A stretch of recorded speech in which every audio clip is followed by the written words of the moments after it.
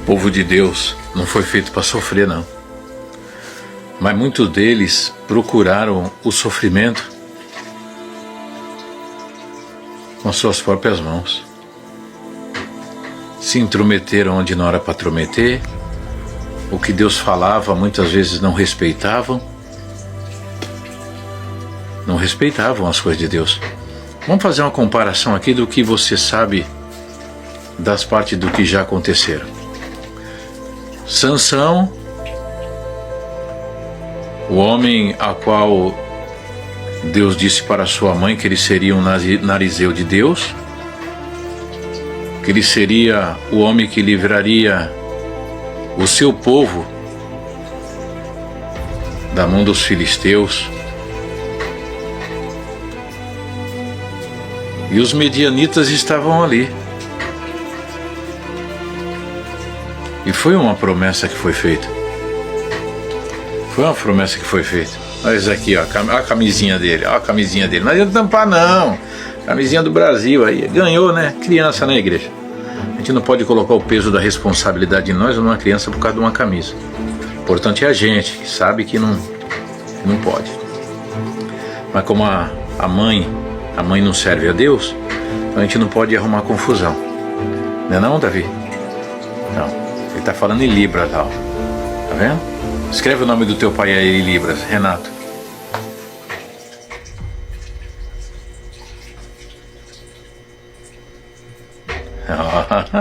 Viu? Inteligente esse menino. Então, como a gente estava falando, então Sansão, ele foi uma promessa que Deus tinha feito para a mãe dele, dizendo que ele ia livrar o povo. De certa forma ele livrou, ele lutou, ele fez um monte de coisa lá. Só que tem o seguinte: se apaixonou por quem não era para se apaixonar. Não era para ele se intrometer com aquelas mulheres do outro lado que estavam lá. E a mãe dele sempre falava: filho, sai daí, essas mulheres não são para você, filho. Até que se apaixonou por uma. E essa uma fez a cabeça dele. Fez a cabeça dele por quê? Porque os homens que estavam por detrás dela falavam: olha, nós somos filisteus. Eles são medianitas. Você está com esse homem fez muita maldade para o nosso povo. Então você agora vai descobrir onde está o segredo da força dele e passar para nós. Se você não passar para nós, nós vamos atear fogo em você e vamos acabar com a tua família. Ameaçaram aquela mulher. Então aquela mulher teve que fazer coisas que muitas vezes não queria, mas fez. Não adianta. E o culpado mesmo foi Sansão, porque não era para ele estar se intrometido com as filhas dos filisteus. Chegou um determinado dia, ele acabou abrindo o seu coração, porque ela disse: Sansão, tu não me ama. Se tu me amasse, tu me diria onde consiste a tua força. Porque por quantas vezes ela perguntava e ele dizia outras coisas, ele não se entregava. E quando os filisteus vinham para cima dele, ele abatia todos eles que tentava pegar. Só que chegou na hora da ameaça, ela foi muito mais forte em sublimidade de palavras, em sabedorias humanas, trazida pelas bocas dos filisteus. E disse para Sansão: Sansão, se tu me amasse, tu me diria onde consiste a tua força. Sansão naquela hora se derreteu e se entregou. E disse para ela: olha, eu sou narizeu de Deus. Se alguém cortar as minhas tranças, eu perderei a minha força. Pronto. Entregou a sua alma, a sua vida e a vida de todo aquele povo daquela cidade na mão dos filisteus. Os medianitas estavam desguardados. E de repente ela gritou de novo: Sansão, Sansão, os filisteus vão dar em cima de ti. E quando ele tentou se levantar, ele já estava sem força. Prenderam Sansão, fizeram Sansão de escravo, rodando uma moinha, pegaram uma faca quente e colocaram nos seus 2 olhos para que ele não enxergasse, e fizeram festa uma grande festa dentro do templo de Dagon. Olha, templo de Dagon, templo do demônio. E falaram: agora pega aquele que nos afrontava, pega Sansão para nós brincar com ele. E colocaram Sansão entre duas colunas e dizia: olha aí, aquele que nos derrotava, aqueles que faziam isso conosco. E Sansão ouvindo tudo aquilo e não podia ver. Só que Sansão clamou a Deus e disse: Senhor, eu sei que eu fiz coisas erradas, eu sei que eu não andei de acordo com a tua palavra, sei que não obedeci aquilo que a minha mãe determinou, e entreguei as minhas forças na mão de uma mulher. E hoje estou aqui sendo escravo desse povo e estão tirando sarro de mim. Senhor, faça justiça na minha vida e na vida dos medianitas. Tipo conversa assim, igreja, ele teve com o Senhor ali. E de repente ele escutou a voz de uma criança que estava ali. E uma criança, ele falou: olha, onde é que fica aqui as duas colunas? Ele falou: olha, fica do teu lado aí. Ele colocou a mão de um lado de uma coluna, do lado de outra, e disse: Senhor, pela última vez me dê a tua força e deixe que eu morra junto com os filisteus. Ah, Maia. E ali o templo de Dagon caiu e Sansão também morreu junto com eles. E os medianitas foram libertos daquilo que foi determinado, a qual o anjo do Senhor disse que ele livraria os medianitas da mão dos filisteus. Vê como que é? Então muitas vezes a culpado das coisas que acontecem na nossa vida somos nós que entregamos a nossa força pela nossa própria boca. Lembra do homem mais inteligente que teve na terra? Filho de Davi? Quem não conheceu Salomão, o homem mais inteligente do Oriente? O homem que tudo que ele fazia, ninguém tinha feito. E o Senhor tinha feito uma promessa para ele e disse: olha Salomão, se você andar de acordo com o teu pai, Davi andou, tu vai bem na vida, mas não se intrometa com aquelas mulheres, nem levante altar aos Baal dela, senão nesse dia eu cobrarei de ti. Mas só que Sansão, um homem tão sábio, perdeu toda a sua sabedoria quando viu uma mulher, porque naquele tempo só tinha mulher branca, e apareceu rainha de Sabá, uma morena dos olhos azuis ou verde, e ele se encantou com ela. E ela se encantou de como os servos dele sentavam, a educação, a inteligência, muita sabedoria. Mas Sansão se entregou e já começou a fazer tudo ao contrário daquilo que Deus disse para ele não fazer. E Sansão, de toda a sabedoria, ele perdeu tudo e fez que o povo se perdesse. Então hoje a gente sabe que lutamos com o invisível, lutamos com aquilo que a gente não vê, mas podemos sentir a opressão dia e noite sobre nós.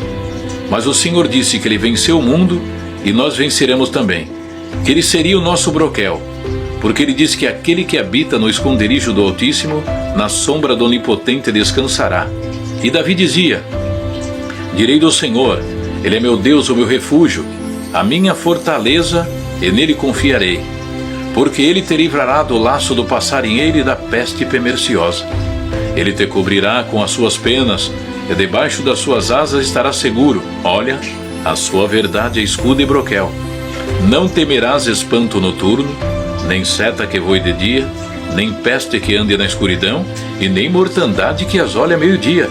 Ele também disse: 1000 cairão a teu lado, e 10.000 à tua direita, mas tu não serás atingido. Somente com teus olhos olharás e verás a recompensa dos ímpios, porque tu, ó Senhor, és o meu refúgio, e o Altíssimo é a tua habitação. Nem o mal te sucederá, nem praga alguma chegará à tua tenda, porque dará ordem aos seus anjos a teu respeito, para te guardarem em todos os teus caminhos. Eles te sustentarão nas suas mãos, para que não tropeces com teu pé em pedra. Pisarás o leão e o áspide, calcarás aos pés o filho do leão e a serpente, pois quem tão encarecidamente me amou, também eu o livrarei. Pô-lo-ei no alto retiro, porque conheceu o meu nome. Ele me invocará, e eu lhe responderei. Estarei com ele na angústia, livra-lo-ei e o glorificarei. Dar-lhe-ei abundância de dias, e lhe mostrarei a minha salvação. Ele também disse que criou o ferreiro, que assopra as brasas no fogo, e que produz a ferramenta para a sua obra. Mas Deus, sendo sábio, ele sabia que o ferreiro ia preparar armas. Então ele também criou o asolador. E disse assim para nós, que toda ferramenta preparada contra nós não prosperará. E que toda língua que se levantar contra nós, em juízo nos poderia condenar. Mas como nós sabemos que temos um Deus maravilhoso e imortal, que habita nos pináculos mais altos elevados do céu, nós deixa a parte da condenação para esse justo juiz, que julgará povos, nações e línguas. Estamos passando por tanta coisa na face dessa terra, em que muitas coisas que vêm acontecendo, e a gente está sabendo que quando esse Deus poderoso se levanta do seu trono e aponta o cedro da iniquidade, não vai ter culpado por inocente, nem inocente por culpado. Ele é um Deus bom, maravilhoso, mas também diz a palavra, na sua ira, ele é um fogo consumidor. Existia um rei, oprimia o povo, machucava o povo na terra, parecia que destruía toda a humanidade. Mas um dia, uma mão misteriosa entrou dentro do palácio do rei, aonde ninguém podia entrar, e escreveu na parede, Mene, Mene, Tekel, Ufarsim, significando em hebraico, foste pesado na balança e foste achado em falta. Ali na mesma hora ele se tornou como se fosse um animal, pasteando, o orvalho caindo sobre ele e ele comendo grama. Quando ele recobrou e viu que existia um Deus poderoso, ele se humilhou. Voltou a ser o rei e disse, bendito é o Deus de Israel, a qual viu a aflição do aflito, e nunca mais aquele rei fez alguma maldade para alguém. Cortaram a árvore, mas deixaram a raiz. E logo ele se recobrou e viu que Deus era Deus. Mesma coisa foi os caldeus, no campo de Durã, na província de Babilônia. Sadraque, Mesaque e Abednego estavam ali, os caldeus, parentes de Daniel. E o rei Nabucodonosor, rei da Babilônia, levantou uma estátua de ouro que tinha de altura 6 côvados de 1 palmo, sei lá, ou mais grande ainda, e disse, quando ouvides o som da buzina, do pifarro, da harpa, da buzanga, do salteiro e de toda a gaita de foles, que vós adorareis e prostrareis diante da estátua que tenho levantado. Bom é, mas se não fizer isso, vós sereis lançado dentro da fornalha de fogo ardente.